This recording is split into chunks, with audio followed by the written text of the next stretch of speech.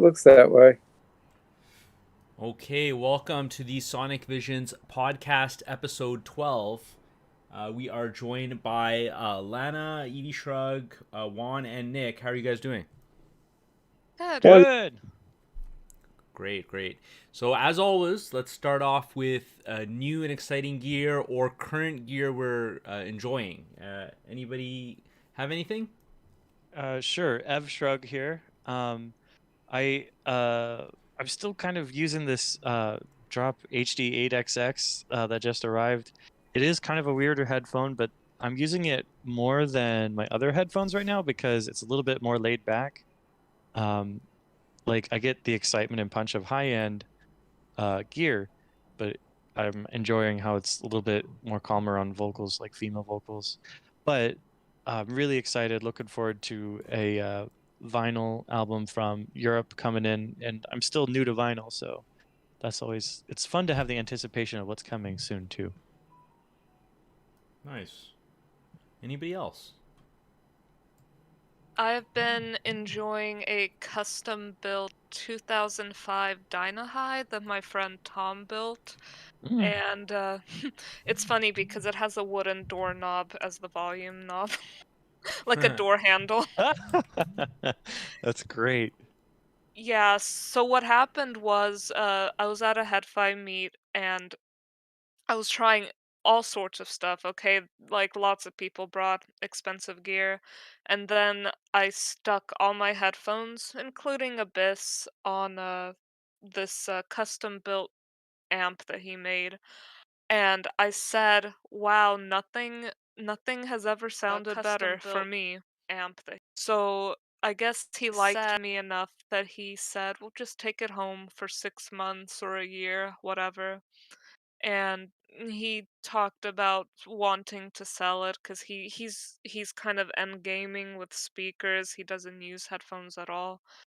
So I guess uh, I guess it's technically mine because next time I see him, I'm just gonna pay him for it and take it home.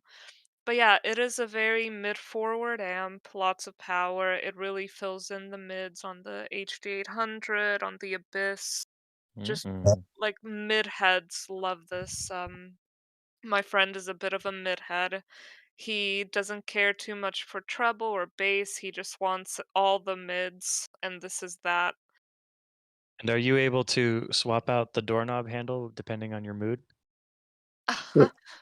um, it needs some refurbishing, I feel. Like it's in a perpetual state of being on because there's a power supply box. It had an on-off switch that It snapped off. Yeah, So you said past tense. Switch. yes, I had a switch. yeah, so it's just always on. The way what he told me to do is to just use like a power strip for it with an on-off switch, Yeah. I and mean, that then does work, and then but you switch need to it finish on. the theme. You need to finish the theme and get like a door lock as the power switch. Yeah, I've been enjoying that, but mostly I've been enjoying my new Klipsch Heresy 4 speakers, and I go into my speaker room and sit there and go into a speaker coma for an hour or so. It's a it's a feast for the ears. It I is. have a Yeah. question about this. Uh, how much time did you spend actually doing the speaker dance? Do you That was, mean placement? yes. It is Hon more of a dance and tango than it is placement. Honestly, not a lot of time. I stuck them in a corner and they didn't sound right. They sounded good, but not I towed them in and I readjusted them and it sounded perfect. See, I'm kind of old school. I didn't use tape or anything, especially since I'm about to put a rug underneath the whole floor. Mhm. Um, I just took a notepad and I drew the speaker and I measured like the right corner from the back wall and the adjacent wall and same with all four corners. Like and then I did that to both sides. Took me about 30 minutes to find my ideal placement. Yeah, I have to admit that when Nick said, so did you do the speaker Fandango or Tango? I imagined him, grabbing his speakers by the proverbial hips and just kind of shimmying them around back and forth. Oh, Like, yeah, that's good. Well, they are about 90 pounds apiece, and yeah, you got to get a good grip on them and walk them around. And I don't know, I've had these speakers in this room. I'm kind of limited on my placement, but the toe in, uh, it's funny. I can set them for 6 months in one position, and I just got a new chair, and I have not found the perfect spot for them yet. Uh, And it's tell them this way, tell them that way. They're 2.5 feet away from the wall, which hmm is good, which was good for them always, in my opinion. So I'm still dancing them back and forth because it's not a speaker you want directly on. So you have because the Ah, spark. Yeah, it's so you got to play with refreshing your speakers feng shui. yeah. Get good Smod, sound energy in the room. yep, Smod. You're familiar with the Studio 100s, the Paradigms. Yep. Yep. Yeah, so you know what I'm talking about. Pointing them at you just doesn't do it, Yep. in my opinion.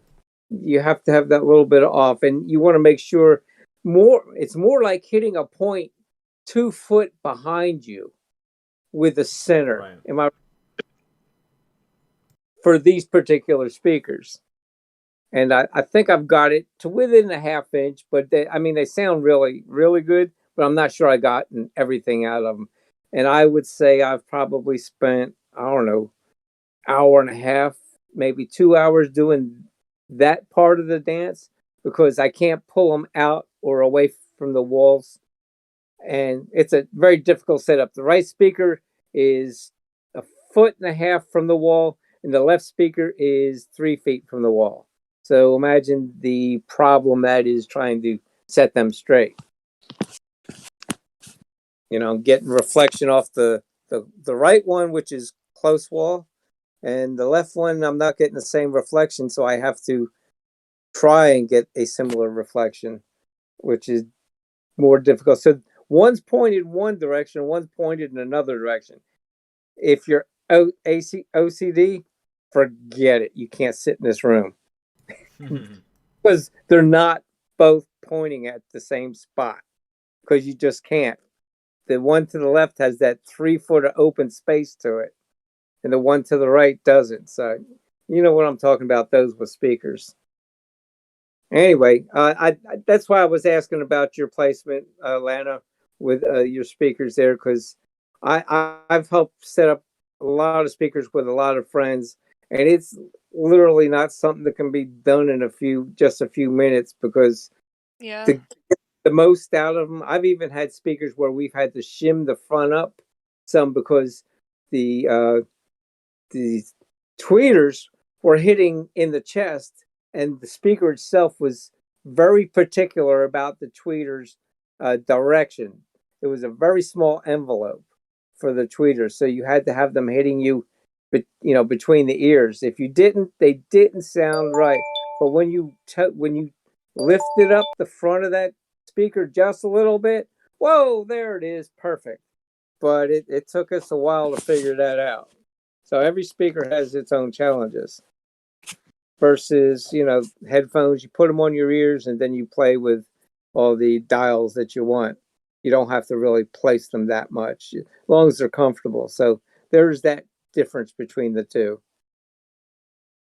Hey Tron, welcome. Hey, What's Smod? Tron. Good Hey, to Nick. see you. Good to see you after a long time. How are you doing? Doing pretty good. Good to be back. Nice, nice. Yeah, this makes me interested in the whole Wilson setup process because they're one of the few companies that have these kind of modules that you can adjust. You can, I think, adjust the angle. You can adjust the baffle with respect to the different modules and different drivers. So I wonder how big of an advantage that is. I know I've talked to some people on the Discord who said that there's no real advantage, and other people who've said it makes a big difference. But that's an interesting feature of Wilson. Yeah, that's pretty. I didn't realize that. That's pretty cool. Because like I was saying, every speaker has its challenges, and I would venture to say those that claimed that it didn't make that big a difference had a room where it was advantageous to that speaker, whereas other rooms were not perhaps and needed those little tweaks. Right. Yep. Okay, so anybody else with anything they're enjoying now or something they're looking forward to, that kind of thing?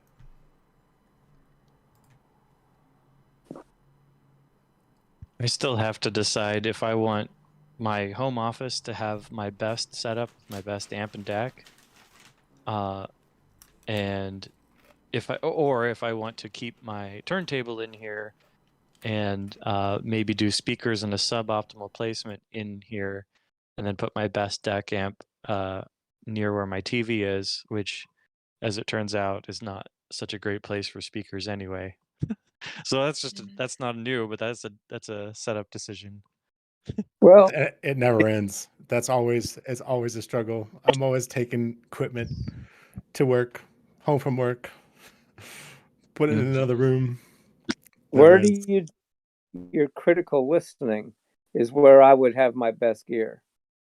Because Oh. if you're at work and it's just background music, why waste your best DAC on something you're not really listening to? Right. Because that's where you are. Right. Because Yeah, as soon as I close the window of whatever I'm working on, I'm already in my hi-fi seat for where I basically do all my listening anyway.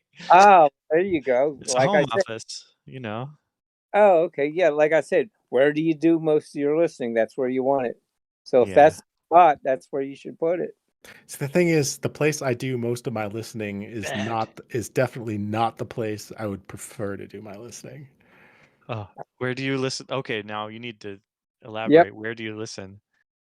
Well, I think Bed or like the bus? I think like most schlubs, like at a at a desk with a computer and you know With your not so comfy chair and We're well this and this is a Herman Miller Aeron oh my chair. god, I want. Yeah. That is an office chair, and Yeah. office has people coming in, bugging you. I don't know. I got Yeah. like a nice room at home, but I can never use it. Uh-huh. Power on my preamp, power on my amps, power everything on. Wait for it to warm up. Listen for 5 minutes. Okay, time to. Okay, time to Okay.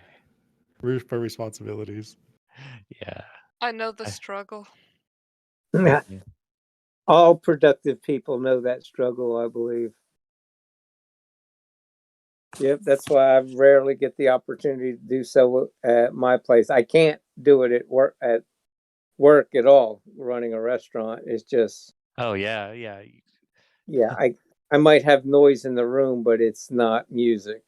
Hot behind, order up, look out. Yeah, Where are the weeds? well, we live in the weeds. Yeah, pretty much. Yeah, can't the restaurant industry as a whole is so short-handed, and 25% of them disappeared this past year anyway. You would think with that many restaurants going under, there would be a glut of personnel to hire, but there's not. Dude, rest in peace. My favorite bagel shop is gone. No. Oh Hey. no. Yeah, I don't know what to do now. Life is over. Look, when my pizza shop did that, I know the feeling. Sitting I there and feel like, so gee, fortunate. I sure would like a breakfast that is tasty and satisfying and keeps me going all morning. Fills your stomach without being Oh, too expensive. it's warm and but now My I'm just like favorite a little cereal. Yeah, my favorite Thai place closed down 10 years ago and I'm still not over it. Right. Feel ya. They were the only place that made the dim sum steamed buns, and you can't find that anywhere here, like a steamed bun. And now I'm like, I have no place to go. There, Oh, wow. Well, there you go. Go to Lana's place. Was it Alabama? Hmm. There's definitely an opening for business there. So, Samad, or is everyone else that wants to talk about uh these new listening things? Or actually, I'm kind of interested in hearing our topics of discussion today. Yeah, absolutely. So the first one is regarding tweaks. Does anybody have any kind of free or cheap tweaks that they've done to their systems that they've found valuable that they want to share? Yeah, that's why I saw that topic and I was like, I'm excited because I always want to find out more. That was Now, Tron's idea. are these Uh-huh. all free tweaks? Free or Or cheap? or cheap. Free-ish. I added in cheap there. Okay, I would Cheap, cheap. say one of the best things has been getting my gaming PC out of my audio chain. Oh. So using uh device, you can get streaming devices for relatively cheap. Um, another thing, Do you mean like a Pi endpoint that you could like stream to? yeah, like I haven't used one. My deck has a built-in streamer, but I assume that gives similar results. I feel like there could be a science of free room treatment, you know, like we don't need the 3M material, right? Or I mean, it might be desirable, but if all you got is a stack of stuffed animals to put in the corner and trap base, Stuffed That's a animals. How about great. furry friends want dinner? That's a great tweak, man. record racks make real good diffusers, books. Bookshelves. Yep. Of course, Oh, you get my wife those. gets mad because I take the bookshelf and then I stagger all the books. She likes them in a nice clean row, but I Oh, stagger all the books to emulate like a nice diffuser.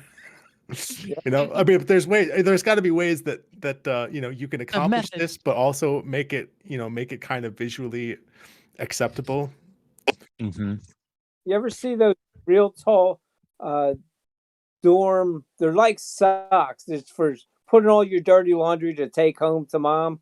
Oh You know, yeah, Oh so yeah. it's like a real tall tube. Well, buy one of those new and fill it up with the stuffed animals, like you were saying. That's a great place. I'm Yeah, there you serious. go. There you yeah. go. Wow. You can Yeah. you can you can hang uh, heavy fabric and such from the ceiling. That's another diffuser. I use over windows. I use uh, thermal curtains. Per So your recommendation, sir, I recently installed some extra thick thermal curtains. nice. And what did you notice? Anything?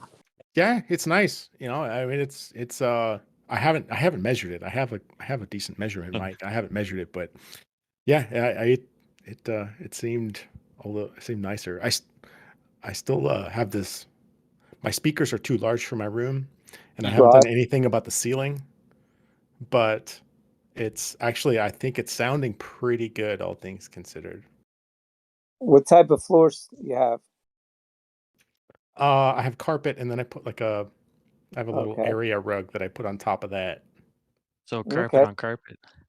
Now over the windows with those drapes, if it's a 34-inch window, I would buy a 64-inch drape. So this way there's many folds in front of that window. Yeah. So that hard surface is getting absorbed just like a bass absorber or a sound deadener.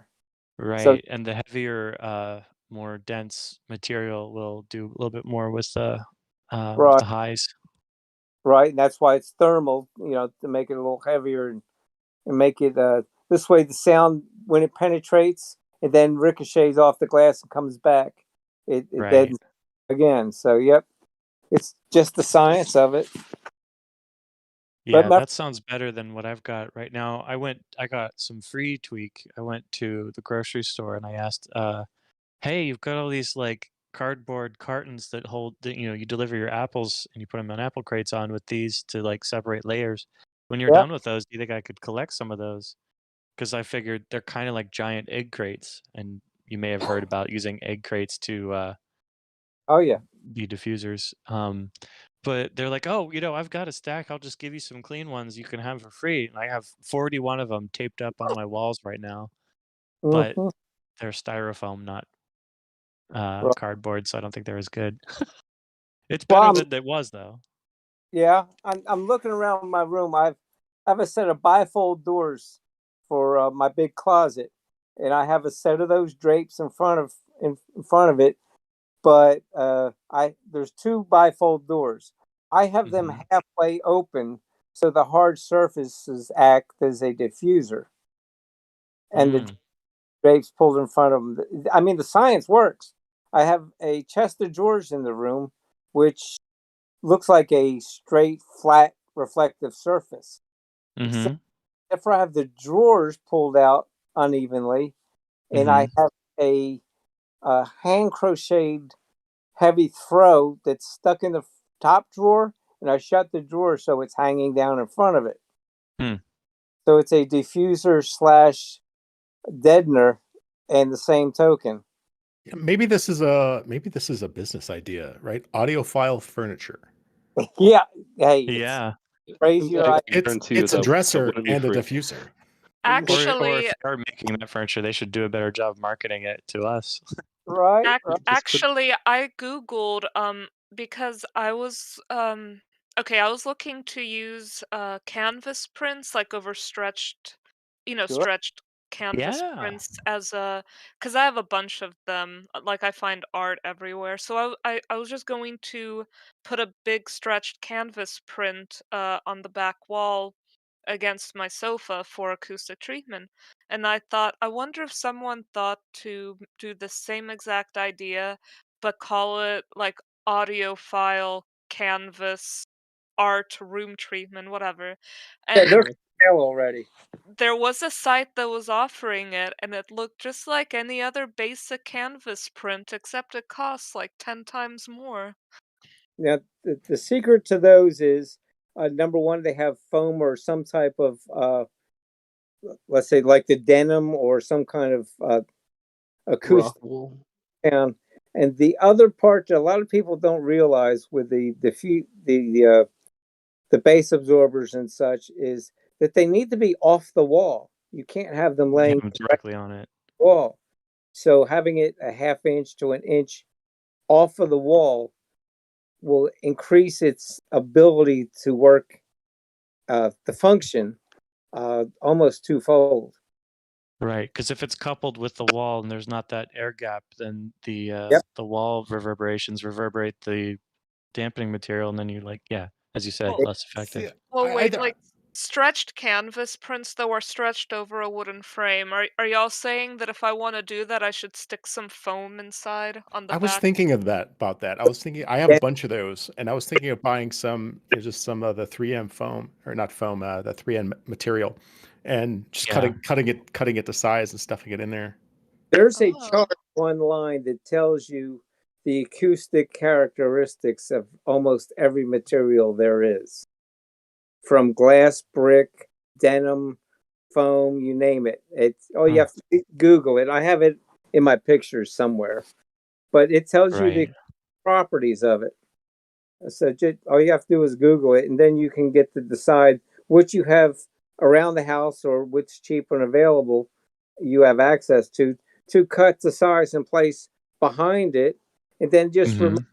those pieces of art, which are great. Just make sure that you hang them at least a half inch off of the wall, Hmm. and then it will be a valuable piece of treatment So versus decoration. I think this is really a challenge for audiophiles, especially when you get into speakers, right? And there's this whole speakers headphones debate, right? And the things with speakers, like they are part of a living space typically, unless you are such a baller that you got a special room just for your speakers that you can do. You can do absolutely anything you want with, right? It's still a living space, right? People interact there, right? Sometimes you have a family, right? You have friends, right? You listen to music socially, right? These are living spaces, and it really places a lot of constraints on what you can do, and working with that constraints. I think we talked about this a couple weeks ago. The problem, I feel like it's because it's not sexy, right? Like how much do we talk about DACs? Right? DACs are Right. weirdly sexy, The They have a sec- good story. but sec- room treatment, right, Right. Drapes could is be so attractive. important. They could be aesthetic. And it is a challenge to try to work within the limitations of your your social needs, your your living space needs, the people you cohabitate with, neighbors, right? It is really challenging to be able to do and do well, and still have part. good sound. That's the sexy part, Tron, is to come up with creative, artistic ways of putting it in the room, yet no one knows it's a value to acoustics. I've seen it done. Audiophile plants. Yes, Yeah. I, It's hard, but it is something to be proud of when you figure it out. if you put a tall enough bamboo in, it's a diffractor. Okay, there are some things that add to the treatment without actually not being an audiophile, realizing that it has a good property to acoustics. I mean, like Lana was saying, the artwork, it it adds nothing or takes away nothing from the living space, the utility of the living space, having friends over, this and that. Yet it has abilities to help treat sound waves, and that's what we're after, is treating sound waves. Now, I'm sorry, I'm going to be a little bit of an abrupt transition here. I have Sure. to leave soon, but I did want to drop one very cheap little audio tweak that you might want to try out. Or maybe not. Yeah, not necessarily us here, but people who are new to the hobby, or maybe people who are very skeptical, like, hey, do cables matter at all? Instead of using a cheap cable printer USB cable, or maybe do use one and compare it to, a cheap cable. I started off using a USB cable that came with a Blue Snowball microphone. It was like a $40 kit, and I used it one day just because it was the cable that was handy, and I was surprised that it did better than my printer cable. And then one day I bought a Belkin Gold series USB cable. Now they're kind of ugly. They're black. You can't get them very short. They have purple like plastic pieces around the ends, but they only sell for like $12, $13, $9 on eBay.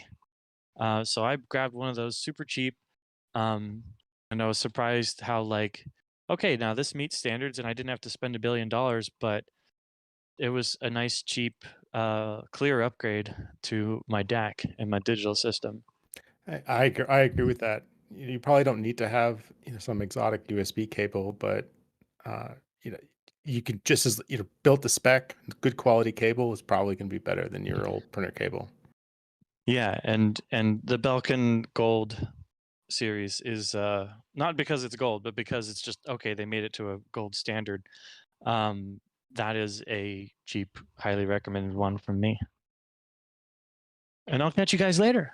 I'll probably still listen in. I just, driving, I won't be polite to hear your road noise. All right, thanks a lot. Appreciate it. Well, I actually use a printer cable, but I have it on risers, so Come on, Tron. All right. Tron, you kind of got into one of the topics a little bit about kind of a dedicated room versus kind of being in a kind of a social space. So what do you guys have in your listening rooms or listening spaces? Is it more dedicated, or is it, are there other members of your family that use the room, and how do you manage that?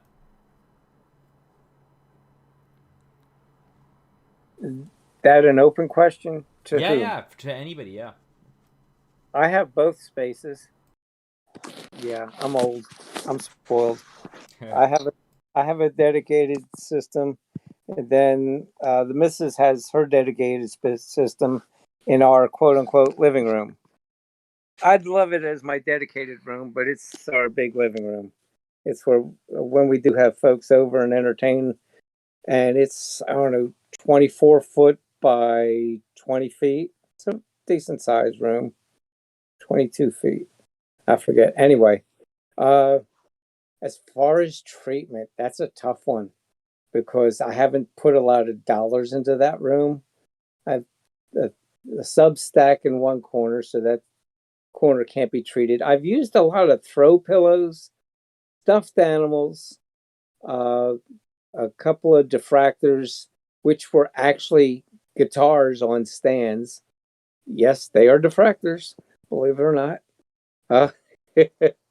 And I have not gotten into any of the hanging treatments yet. I just haven't gotten to that point yet in that room since I'm still kind of now and then working on my room, which is the only thing missing. I could probably use another diffractor or two. But between the two, highly treated my dedicated room. And the other room, not as much, but I've used things like Tron was saying, throw pillows, stuffed animals, that kind of thing. Instead of a large leather wraparound sofa, we have cloth, and it is rugged floors. So that goes great with the JBL main speakers I have because it has 12-inch woofers in it. So all that deadening really sucks the bass out of the room. So that's why I have some added bass in the back corner to augment it. Outside of that, I don't have a whole lot more treatment, but I'm not sure it needs any more. And anybody got any questions? That's what I have on that topic for you. How high is your ceiling? In my dedicated room is 8 foot, and in the social room, that's 9 foot. Oh, And yeah. the 9 foot room is a 7.3 system. I have a Sonos rack in that room, so it's all stacked up and neat and pretty. Something else that I think bears on the problem is like recent trends in architecture. The open concept. Everything is open concept now. It's pretty hard to find a place that actually gives you, more confined spaces, with, at least it's more symmetry, right? It's really hard to find, a place with a living room that's not also joined with the kitchen, right? And and maybe a big hallway and where it's you have a wall on one side and then you have it's open on the other, and then you got appliances and or some kind of asymmetry is really difficult to do in social spaces. And I mean I hate to do it because I know it's well, I wouldn't say it's heresy, but for a lot of people, I think what could be done relatively cheap, but can be effective is good DSP, right? With some kind of room measurement and digital compensation. Absolutely. I'm a firm. I like what Dirac does. I have that. Excuse me. I'm going to choke to death. I'm going to sit out for a sec.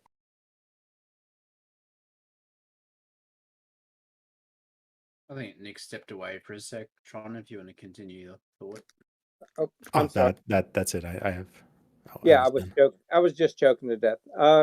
Yeah, Dirac does great things, and you're absolutely right with it. The new architecture of the past 15, 20 years is the open floor plan.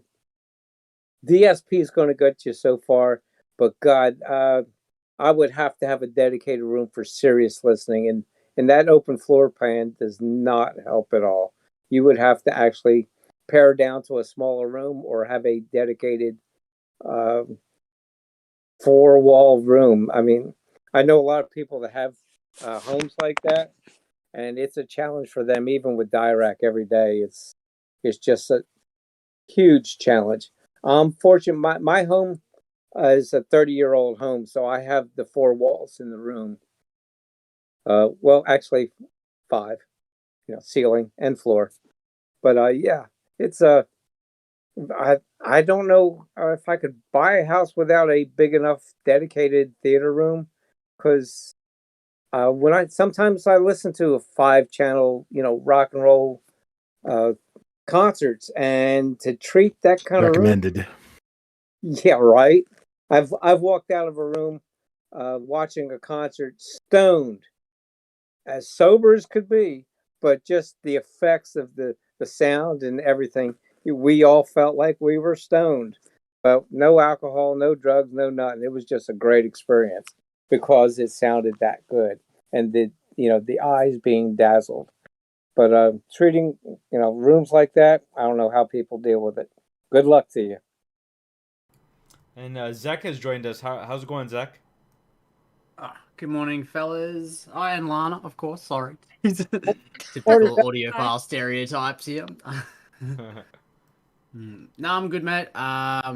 Yeah, I signed in earlier, and there was like 20 people in here, and then now there's only a few. So I wasn't even gonna join. I was like, it looks like a full house. But then I saw you guys were looking a bit thin, so I thought I'd pop in. And I think you came in at just the right time because we're talking about rooms, and you've built a dedicated room. So I guess the room you have is just a pure listening room. It's not something that's also a social space or anything like that. Yeah, we built a room this year. I think you always sort of have to have the room have, some sort of functionality outside of just being purely a listening room, for resale purposes or whatever. I had to put windows in. Like, I would have loved to not have, but then, it's just like, you kind of have to for resale. And just certain aspects of the room, I had to do certain things to make it not too ridiculous and too audiophile, like little compromises. But no, yeah, we built a room. It's symmetrical walls. It's I'm going to use metric because I get too confused trying to switch to imperial. So it's 7 meters long, 4 meters wide, 2.8 tall, which is pretty reasonable. Volume and things that I guess that made it, more built for the purpose of audio was we put a lot of glass wool in the walls to try and control modal issues with bass, and also to do a little bit of, soundproofing, but it wasn't intended to be a soundproof room. It was intended to be more of an acoustically treated room. Other stuff, just the electrics, independent GPOs for speakers for the digital side. That's really helpful. I think that's one easy upgrade that everybody should do. If you can get an independent line run that hasn't got your toaster and your oven and your dimmers on it, that can help if you're having power issues or you're running an amplifier that has a sensitive transformer like a Circlotron design or something. And lots of Ethernet ports, PowerPoints everywhere.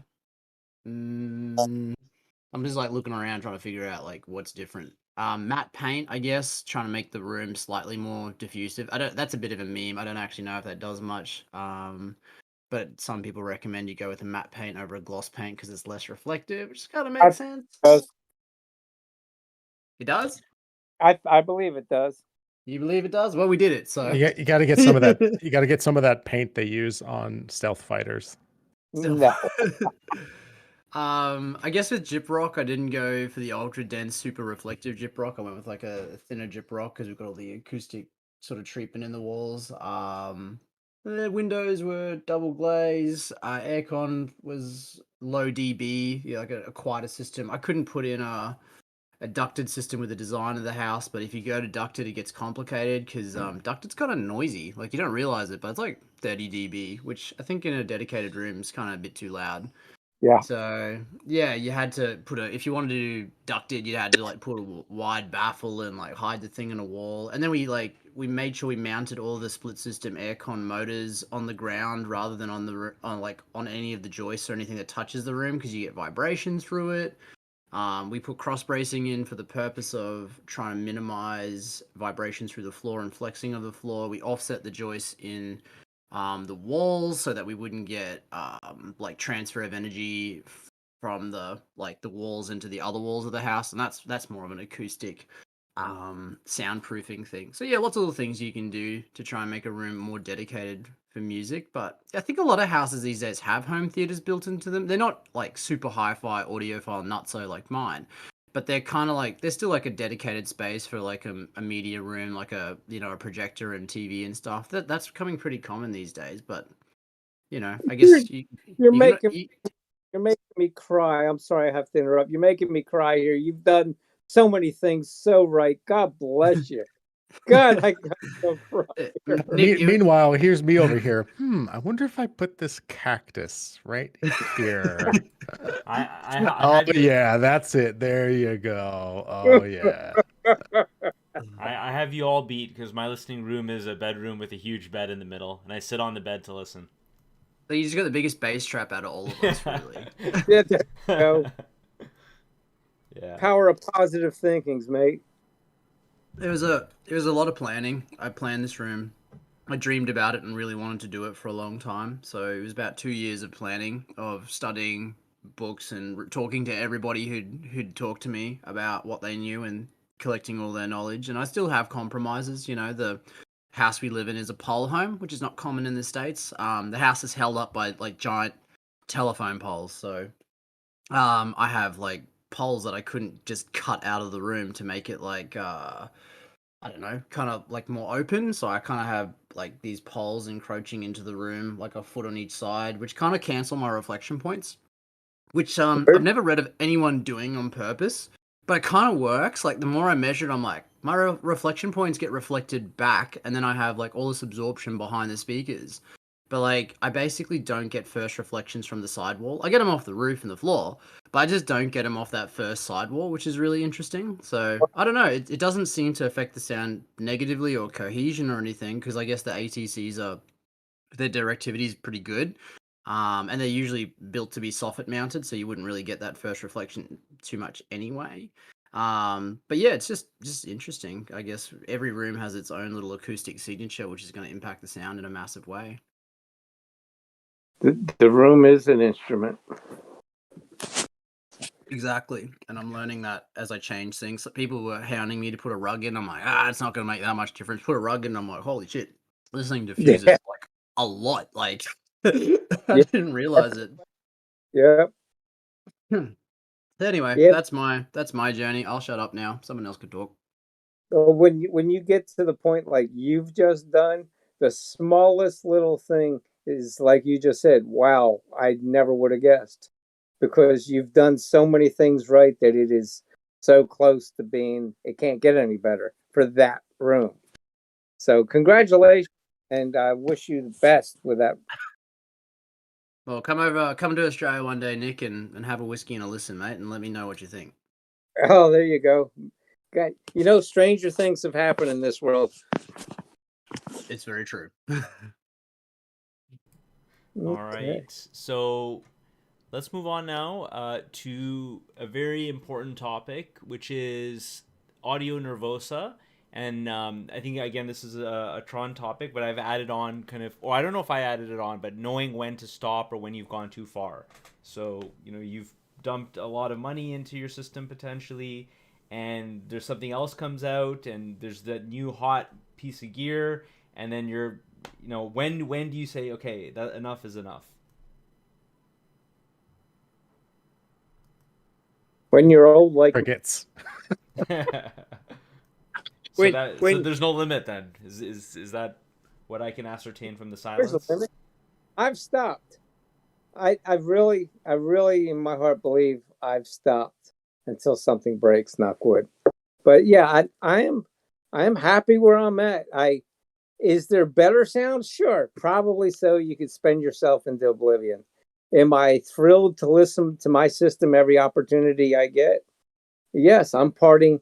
Matter of fact, right now I'm parting with that time to be with my family here on SV. But yeah, I'm happy where I'm at. I have the theater. Could I have a bigger screen? Sure, I could. Could I have this or that? Yeah, I don't see the need for it to get the enjoyment that I thrive to have from it. So yeah, there's a point where you stop. Not everybody's point is the same, for sure. We're all individuals. but at my point, I'm about to turn 62. I'm not the end of the world, but I think I can sit back and enjoy what I've put together, and it sounds great to my ear, the only ear that counts, like yours to you and each of you. So there it is for me. I'm good right now. So I don't see. I'm not in search of. How's that? So that's it on that topic. Yeah. I find it Well challenging said, to get Lenny. in that Well space and said. stay there. What's that, Tron? I find it hard to get in that mind space and stay there. Like there's a lot of wisdom in that, and this is where I feel.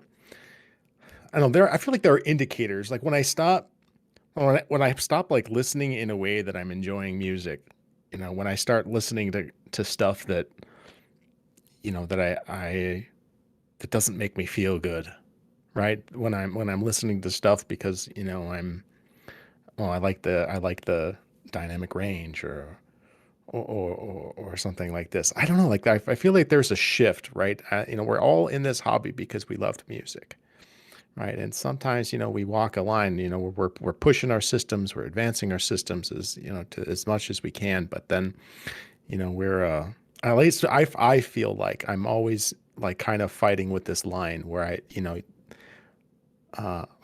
remember when I just didn't know, I didn't care, I didn't know, right? I don't think I enjoyed music less, right? Even though it was, not so good. So I think it's kind of a tightrope to, balance on, to try to find, where where you've improved your, the, your equipment and you're hearing, music as it's, meant to be heard, but then you're listening to music as you're meant to listen to it.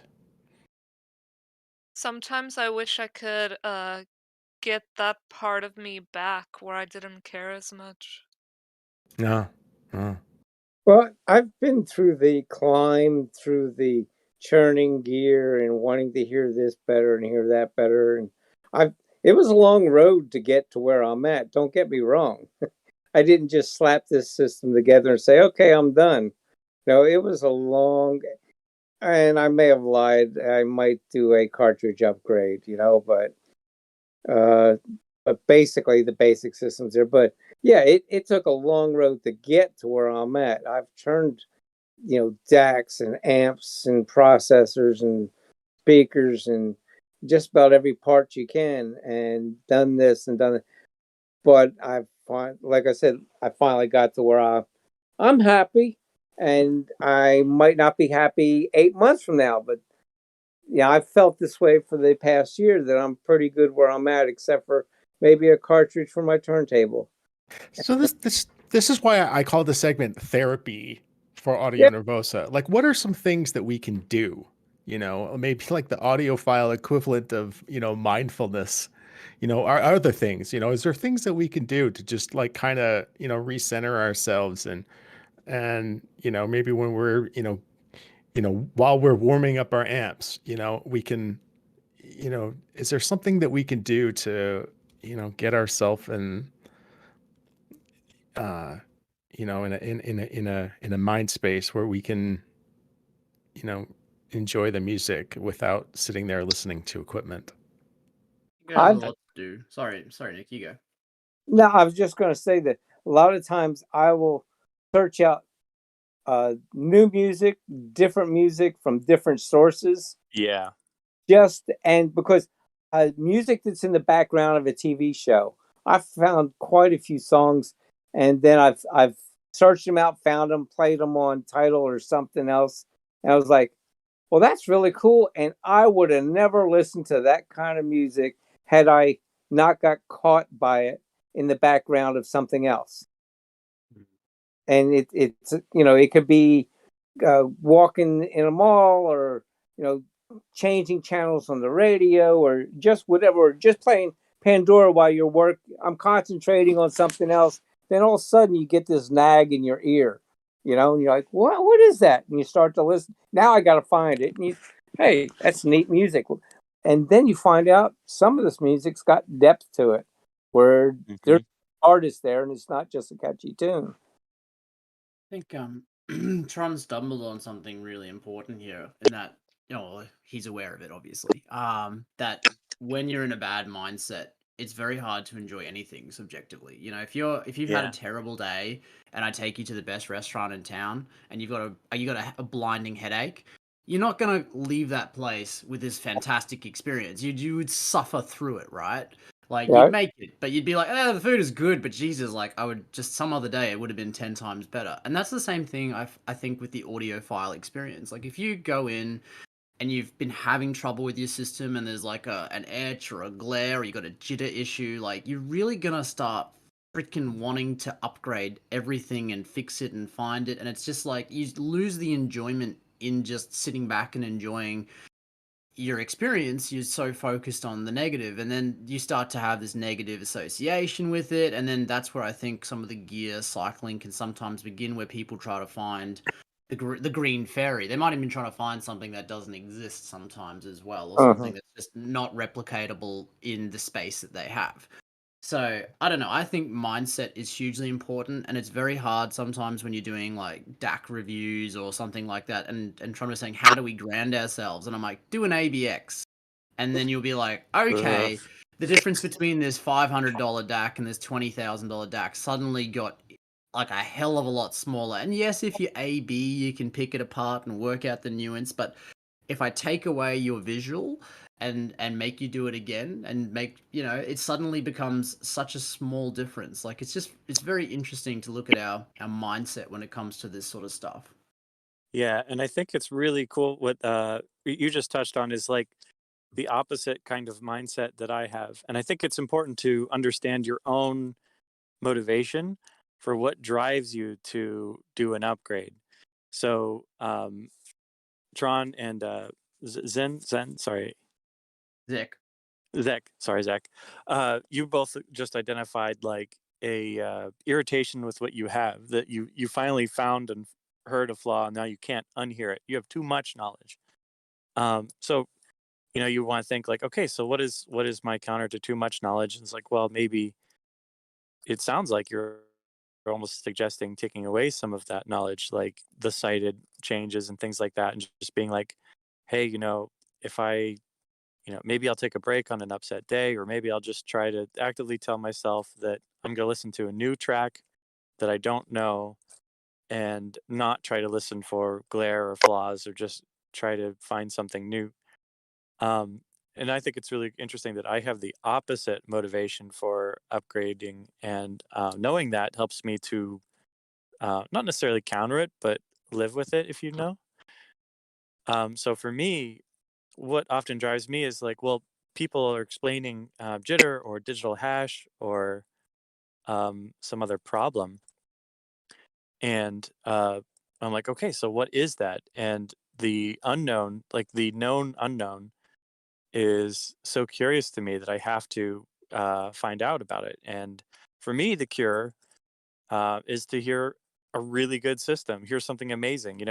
I think that going to my first Can Jam, and the first time I heard a high end audio setup, cured a lot of my upgrade-itis, because it was like, okay, now I know I'm not going to die before having gotten to experience something extremely high level, close to perfection.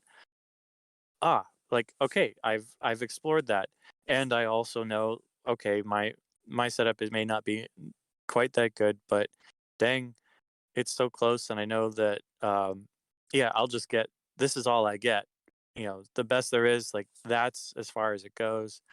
I've satisfied that curiosity, and sometimes for me, demoing something instead of like needing to buy it can save me a lot of money, which is not necessarily the best thing. I do, round out my setup, and I do want to regularly have a good sound.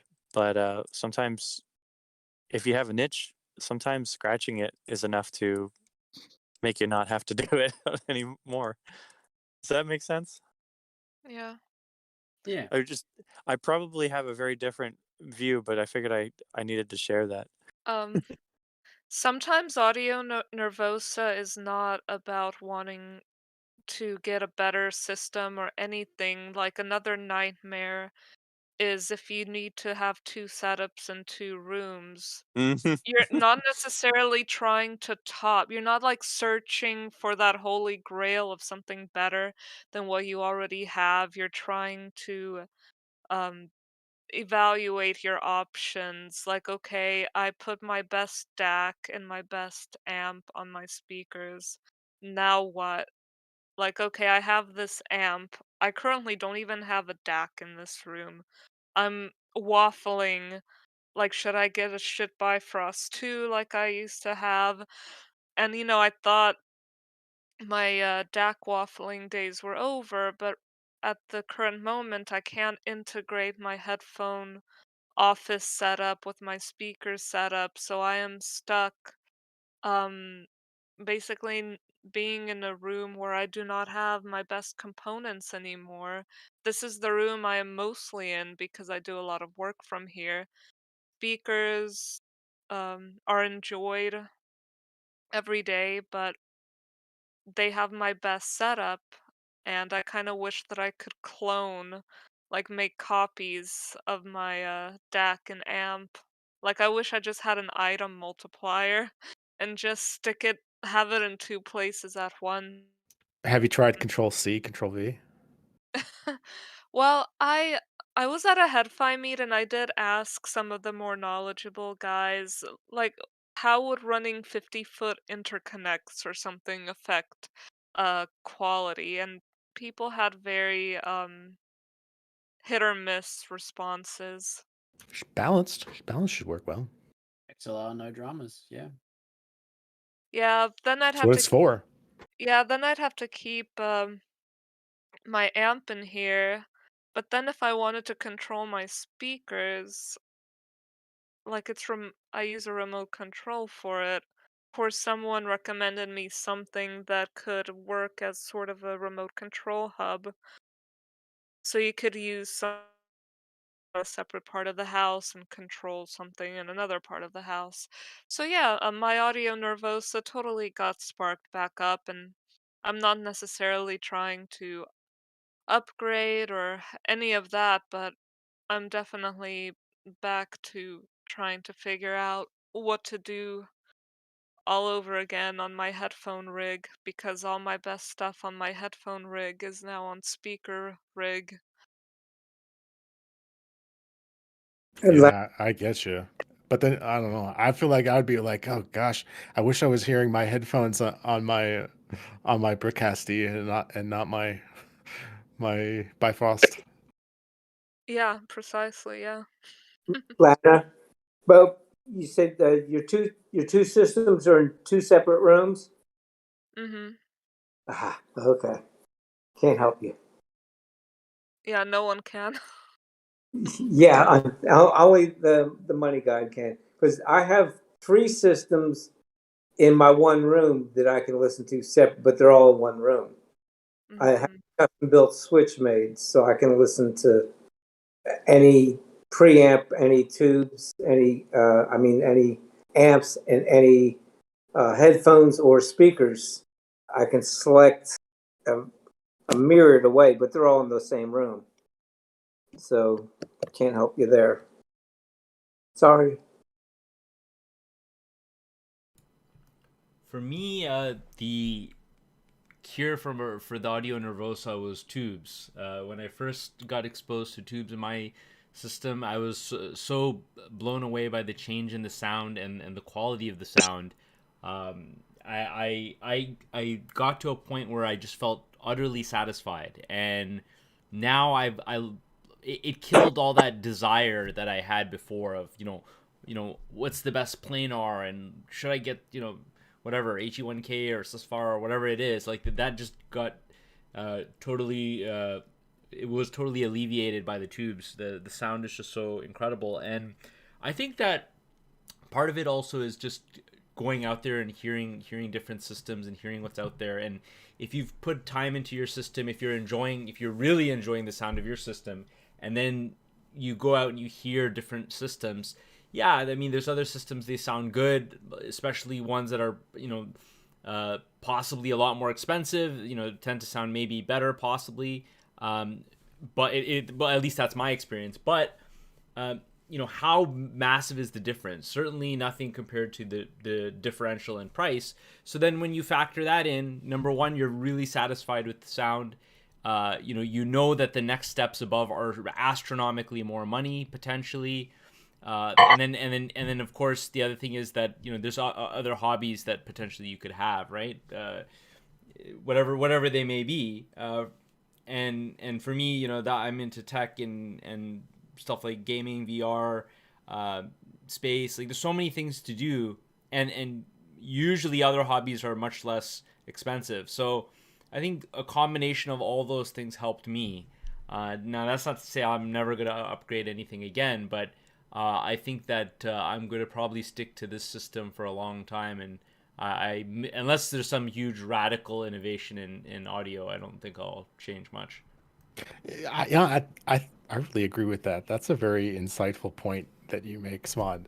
Thanks. Have other hobbies. Yeah. I think that would work really good for me.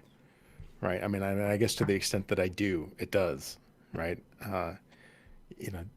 More time we spend, especially, within audiophile communities online, we're constantly, it's on our phones, it's on there, all the screens we look at, and, different forums, we're on there all day long, and, it's easy to get caught up in it. I think because I have other hobbies, cycling, maybe go outside,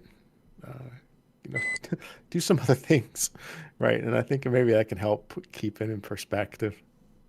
Yeah, like I don't know if anybody's into VR here, but like for example, I have this this Quest 2, right? The VR headset from Facebook, and it's wireless. You just put it on. You can get. I got some like cheap KZ ZSN IEMs just to make the sound a bit better, because they don't have. They have like weird kind of strap based audio. So with the $30 IEM, it sounds much better. And every time I explore VR, go into VR, I'm just totally blown away by the experiences there, right? Go on Google Earth, like explore other countries in VR. Go to virtual museums, look at art. Like one cool thing about audio is that compared to other hobbies, like for example, being super into watches or whatever the other a lot of hobbies don't have the content consumption aspect to them that audio does. We have our gear, we obsess over our gear, we invest lots of money, but then we get the fruits of our labor by exploring this world of music. We can consume music. It's not a Rolex that we look at and then trade for another Rolex. It's there's actual content involved. And other hobbies that have that component to them, like for example, reading or being into movies or or gaming, like you can consume content, and that to me is very, very satisfying and can be good financially because you have an initial investment you put in. Once you're satisfied, and in the case of VR, it's not that massive. And then once that's in place, you get tons and tons of content that you can consume and that constantly blows you away. So I think that's a very powerful thing is, yeah, as you said, Tron, is other hobbies, especially hobbies that involve content consumption, and being kind of nice, kind of and well-rounded. I'm thinking about Jay, Jay's Audio Lab, and how, I mean, I'm not trying to criticize, but I mean, he seems very singularly focused on audio to the point where like he's talking about $30,000 power chords and how this $30,000 power chord is better than that $40,000 power chord, etc., this $30,000 stand. You get my point. And I wouldn't, even if I had unlimited funds, I don't think I would want to be like that. There has to be a point where you say, okay, there's other things to do, and yeah. One thing I hadn't heard mentioned, and I too have a plethora of hobbies and other interests. That's one reason why, becoming satisfied with what I have now. I'm gardening, gunsmithing, service to the community. I serve on 4 different boards in the community, half of which are giving back to the community as far as financial for Children's Miracle Network, Food Bank, and that sort of thing. But that is so rewarding when you look at these expensive DACs and you say, well, God, you know how much money I have tied up in my system right now? I can buy an ICU incubator for a suffering child that's been born prematurely.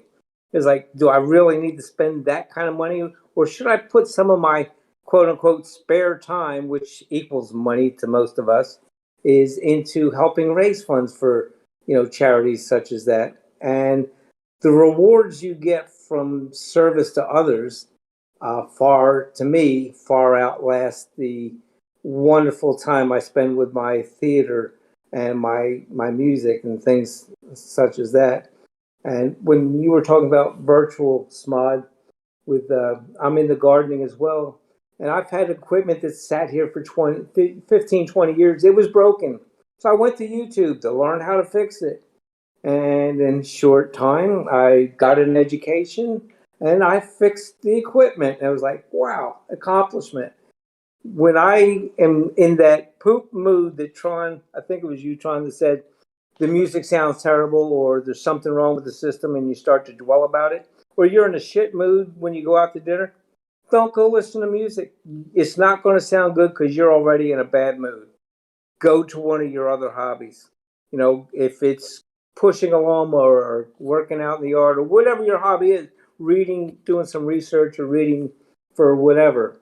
And then, when your moods do fluctuate and when you're back in a better mood, then go back to your music and you'll find it that much more better. I've actually taken at times a month or two off of music completely.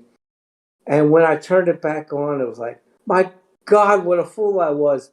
How awesome this all sounds, and it's so beautiful. And I was reborn with all of my system all over again. And that's a cool experience if you've never had it. But anyway, I just wanted to touch on those points that Smud and Trot had brought up. Great points y'all made as well. Thank you. All right, cool. Next topic is the idea of sound demos, and especially online sound demos. So we've always seen those on Jay's Audio. There's also that Pursuit of Perfect System where he does fairly high quality recordings of speaker systems. There's also another one comes to mind. I think it's called Alpha Audio or something like that, where he also does very high quality recordings. He does, I think, even headphone recordings, that kind of thing. And the question is there any value to those kinds of YouTube sound demos?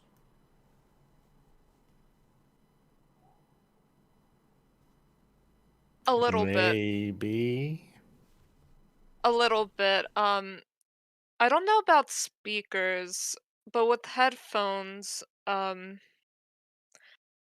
I've listened to some headphone sound demos, and I mean, I actually owned some of the headphones that I listened to sound demos of before I bought them, and I can sort of see like the essence of the headphone in the sound demo, but that's all it is. It's like an essence, and I assume speakers are a similar thing. You get maybe like 20, 10, 10, 20, some random number, some small percentage of what you would actually get in person.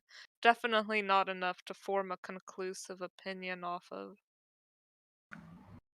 Well, the thing is that most sound demos, and my audio is finally working again.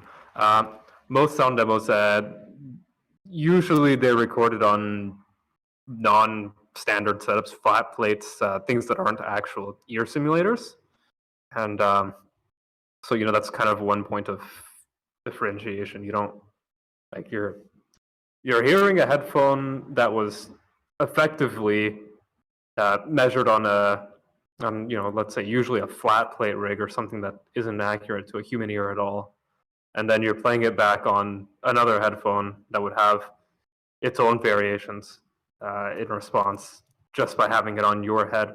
And even if you record a sound demo on, let's say, an in-ear microphone, or better yet, an actual measurement rig, a proper B&K system, you're that that system is not going to be 100% accurate to your ears, which is fine for comparative purposes. Most no FR, no measurement rig FR is going to be 100% accurate to the human ear, not your ear. Same with sound demos, but the problem is that you're now adding a second massive point of, for lack of better words, distortion, being your own headphones, even if it's compensated for that. What if you don't have the same seal as when it was compensated for? What if there's some other variables? So taken on their own, I think sound demos are entirely useless. You can, for some comparison purposes, you can probably use it without taking it too seriously. Like I know like Olaf, back when he was doing YouTube more often, he would do sound demos that were calibrated to like an HD600 or something like that, and you can kind of tell the difference between different headphones that he was reviewing. But I don't know, at that point my opinion would just be to look at the frequency response, because you're not really gonna get anything more precise than that out of a sound demo. Yeah, I agree. I think probably you'd be better off looking at an FR graph, and I'm not really a fan of FR graphs. I just anecdotal story. One time I pulled some test recordings from Zeos Pantera. Because he puts out those sound demo videos, and he had the same tracks, right? I took recordings from that he made. I think the Focal Clear and the Focal, I don't know, maybe it was the Elier. I don't remember which. Another one in that family, and I blind tested them. I did ABX, repeated trials, and I preferred what turned out to be the Clear over the other. Now, What does that actually mean? Like, does that mean I should run out and buy a Clear? No. As far as I can tell, this doesn't really inform any decision, because, I am not at all confident that whatever informed my preference was not an artifact of the, recording and playback. So, yeah, I mean, honestly, maybe you could perhaps hear the kind of, sometimes the character of a headphone in a very broad sense might come through, whether it's, it's more bassy, it's less bassy, it's V-shaped. Well, I don't know, maybe, but you can tell that from an FR graph. And in fact, if there's anything that you can tell from an FR graph, I mean, that's probably it. So, yeah, I don't know. Maybe they're kind of fun to listen to sometimes, especially speakers when they're recorded, because when you hear like speakers played back through, recorded and then through your headphones, it sounds, I don't know, I think it sounds amazing. Like, wow, oh my gosh, I can't believe how amazing those speakers sound. I really got to get those. But then how come my headphones don't always sound like this? How come can't they just like sound like this without having to record speakers? Yeah, I think it's fun, but that's about it. I got a question on this subject. Could it be that if you listen to one reviewer that uses the same setup to demo, his headphones or speaker, whatever he's doing a demo for, could you kind of get the same correlation as reading a author that does on similar products? So, when you read a reviewer on, let's say, headphones, and he does that week after week after week, you get to familiarize yourself with that writer and his likes and dislikes and his tastes. Could it be similarly done with headphones on YouTube? Am I making any sense there? You know what I'm saying? Anybody? I mean, going back to to what I was saying earlier, the thing is that these sound demos, they're not, I mean, in short terms, yeah, sort of. You can kind of figure out what's going on without that system, especially if you actually heard one of the headphones in question, maybe. But there's, even then, there's no real, like, Well, yeah, you can kind of do that, kind of, sort of, Yeah, maybe. but really, I get you. No worries. No, I was just wondering because I know readers that I've read for years. I can name something. I know immediately whether they like it, dislike it, what they like, how they like it, and that kind of thing. Yeah, but the thing is though that with these sound demos, you're not getting anything more useful than just reading an FR off a decent Right. rig, knowing what that rig is actually doing. Um, Probably save you a lot of time. So Thank you. Hey, Smod, Yeah. do we have somebody? Is that somebody in the audience with their hand up, or is that just a bot? No, that is, but I didn't know. Yeah, I didn't know what to make of that. I'm not sure even what that is. What does that mean? Oh, the other want to ask a question. I don't know. Yeah, I don't figured know. the question, but okay. And I I'll didn't just- I didn't recognize the person either. That's why I didn't really respond. Oh, okay. No worries. All right. And this person, I don't know who this is, so I'll just move them down. Okay, so yeah, and I think that brings us to our final segment, Lana's Land, where we delve into the land of Lana and her thoughts on audio. So take it away. Okay. So I was recently at a HeadFi meet and got to hear some really interesting things. Um, People brought their spouses, their non-audiophile spouses, all that.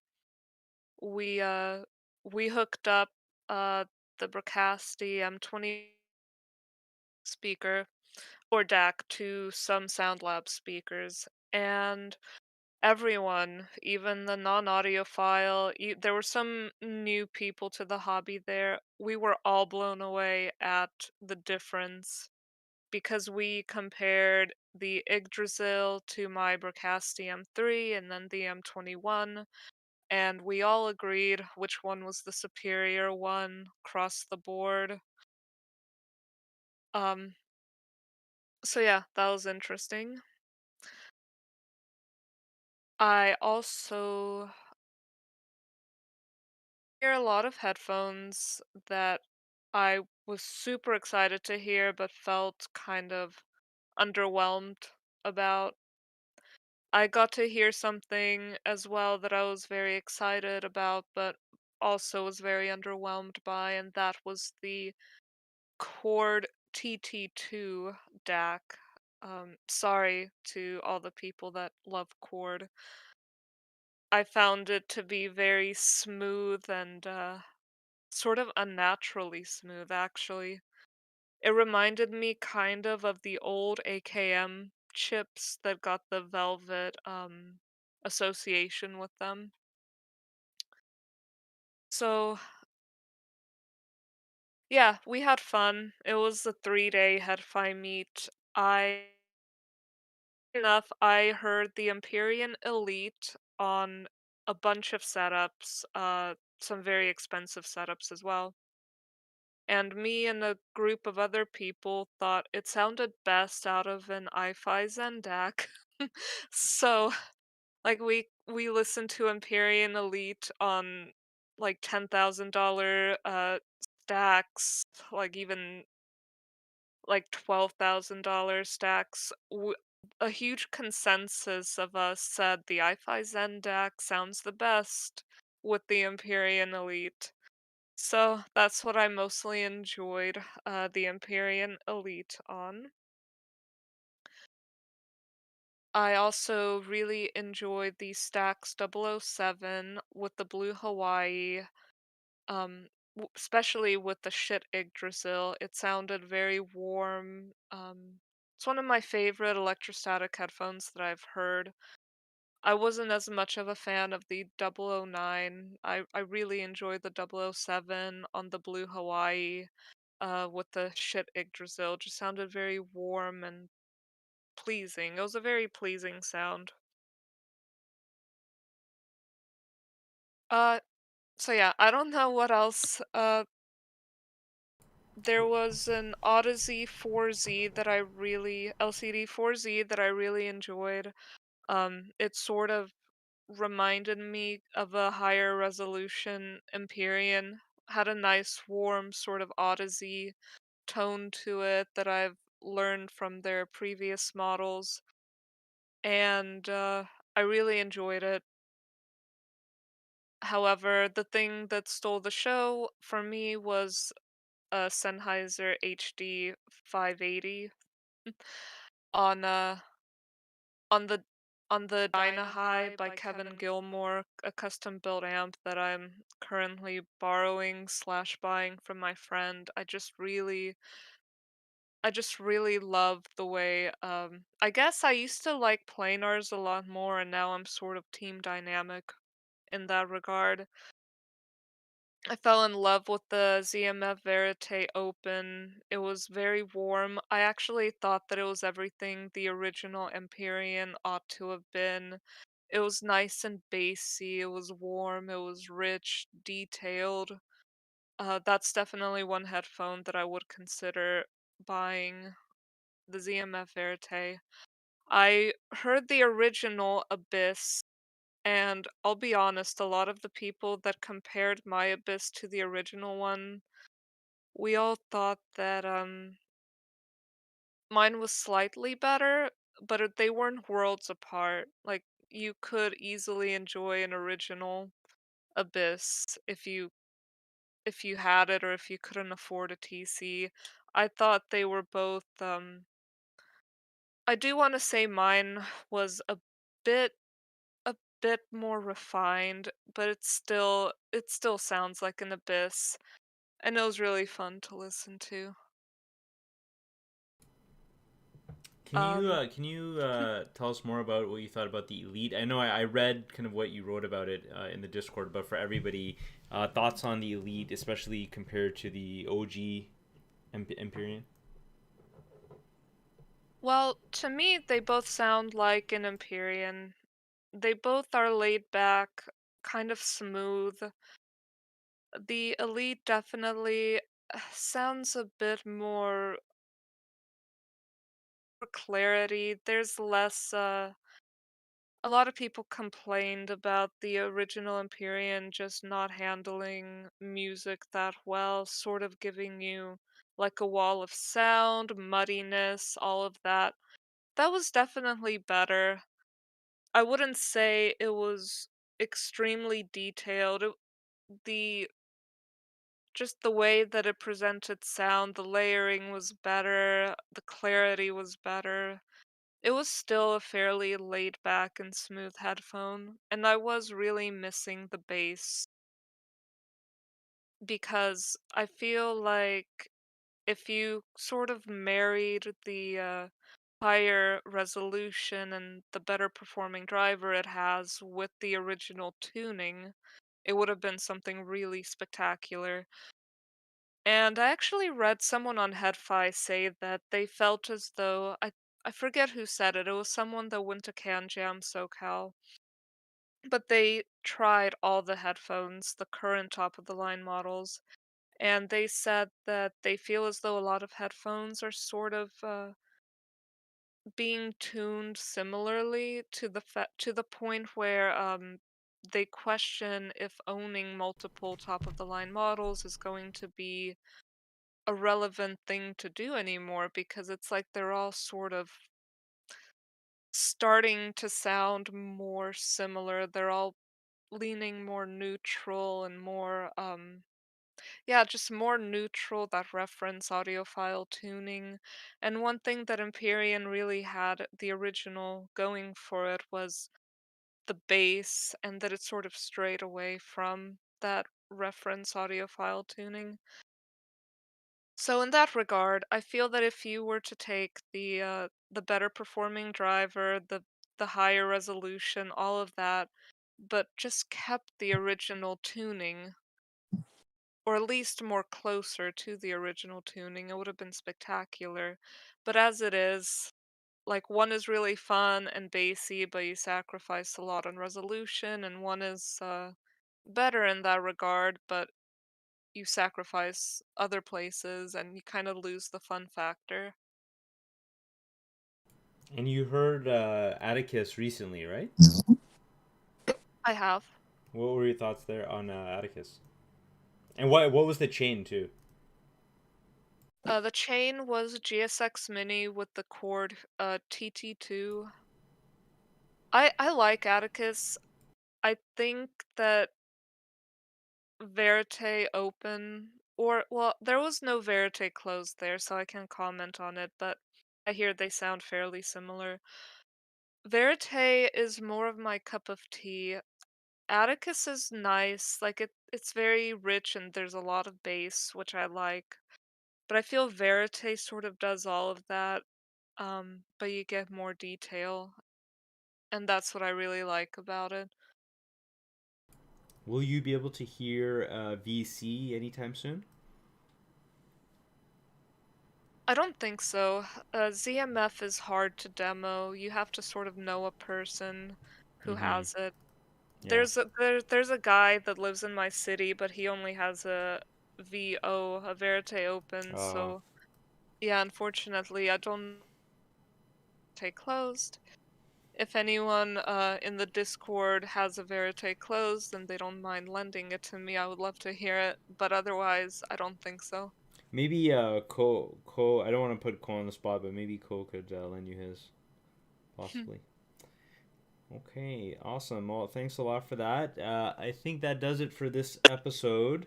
Anybody with any final thoughts before we close it out? It's a pleasure. Yeah, it was a pleasure.